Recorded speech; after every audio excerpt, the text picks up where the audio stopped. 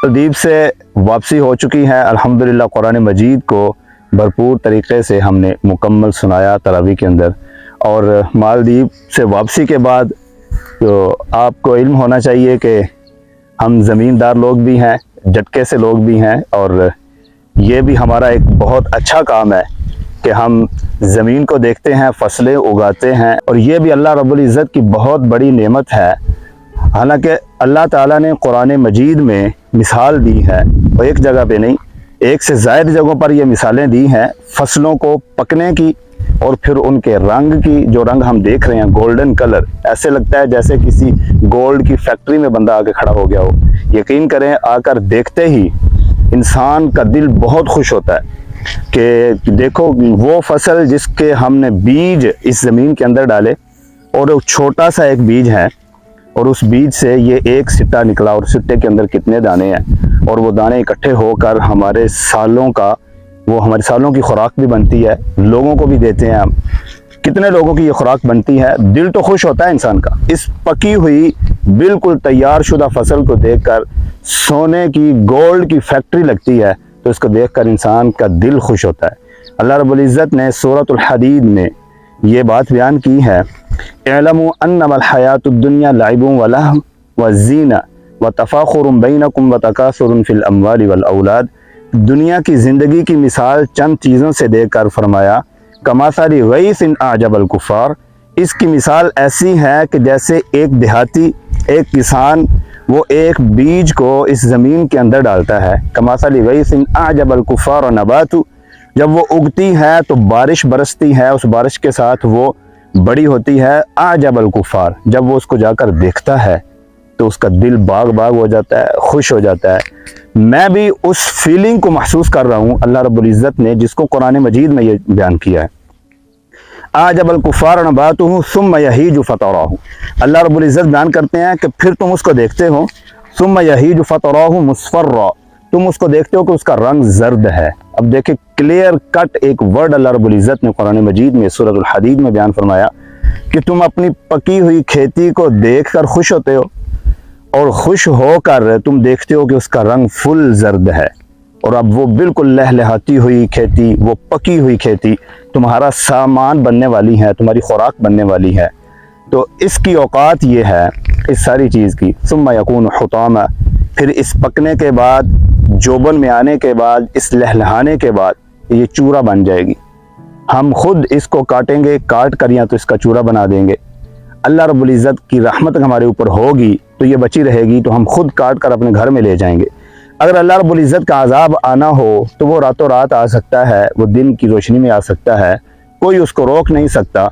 तो अल्लाह रब्बुल इज़्ज़त भी हमें अपने इस अज़ाब से बचाए। आजकल का मौसम, उसका भी कोई पता नहीं है, हर बंदा डरा हुआ है, और ये हमारे करतूत हैं।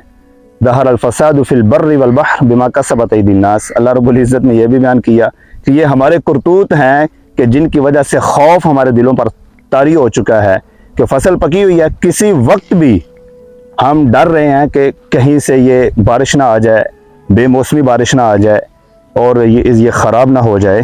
अल्लाह रब्बुल इज़्ज़त हमें अपने करीब करने की और इन गुनाहों से बचने की, जिसकी वजह से खौफ तारी हुआ है, हमें तौफीक भी दे। देखें, एक और आयत मैं आपके सामने रखता हूँ, सूरतुल बकरा आयत नंबर 261। इसको ज़रूर देखिएगा आप, कि बहुत प्यारी आयत है। अल्लाह रब्बुल इज़्ज़त ने बयान किया, मसलुल लज़ीना युनफ़िक़ूना अम्वालहुम फ़ी सबीलिल्लाह। अल्लाह ताला ने मिसाल बयान की है जो अल्लाह के रास्ते में माल खर्च करते हैं उन लोगों की। मिसाल क्या बयान की है, कमासली हब्बतिन अम्बतत सबअ सनाबिल। वो मिसाल ऐसे दाने की मिसाल अल्लाह ने बयान की है कि जो दाना अम्बतत ज़मीन में बोया जाता है, गिराया जाता है, तो क्या होता है, सबअ सनाबिला, एक दाने से 7 बालियाँ निकलती हैं। ये अल्लाह रब्बुल इज़्ज़त सूरतुल बकरा आयत नंबर 261 में फरमा रहे हैं, 7 बालियाँ निकलती हैं। एक दाना हम गिराते हैं गंदम का, देखें इस गंदम के एक सिट्टे की बालियाँ आप गिन लें तो करीबन आपको 6 से 7 बालियाँ मिल जाएंगी। इसकी लाइनें अगर आप गिनेंगे तो आपको मिल जाएंगी। फिर अल्लाह रब्बुल इज़्ज़त बयान करते हैं, सबअ सनाबिला फ़ी कुल्लि सुम्बुलतिन मिअतु हब्बा। हर बाली के अंदर 100 दाने होते हैं, हर बाली के अंदर 100 दाने भी होते हैं।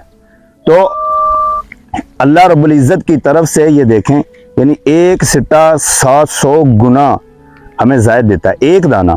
एक दाना बोया और एक दाने से 700 गुना ज़ायद इंसान को अल्लाह रब्बुल इज़्ज़त रिज़्क़ देते हैं।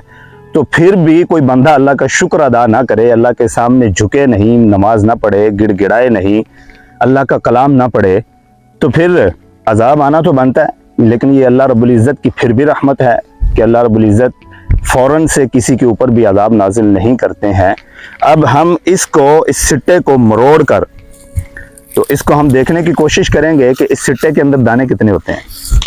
सबअ सनाबिला फी कुल्लि सुंबुलतिन मिअतु हब्बा वल्लाहु युज़ाइफु लिमन यशा। और ये भी याद रखें, साथ ही अल्लाह रब्बुल इज़्ज़त ने बयान किया है कि ये कोई लिमिट नहीं है कि 100 ही दाने होंगे और बढ़कर 700 गुना तक जाएंगे। वल्लाहु युज़ाइफु लिमन यशा, अल्लाह रब्बुल इज़्ज़त जिसके लिए चाहेंगे उसके लिए बढ़ाए भी जा सकते हैं।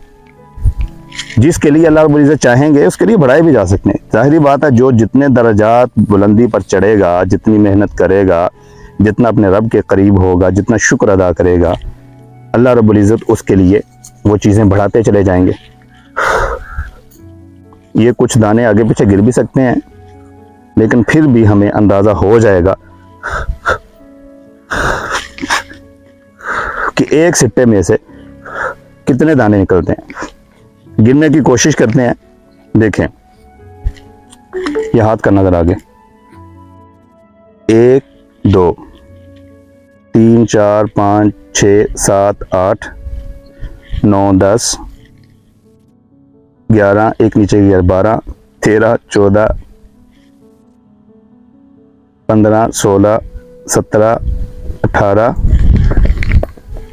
19 20 21 22 23 24 25 26 27 28 29 30 31 32 33 34 35 36 37 38 39 और 40। एक सिट्टे के अंदर 40 दाने हैं।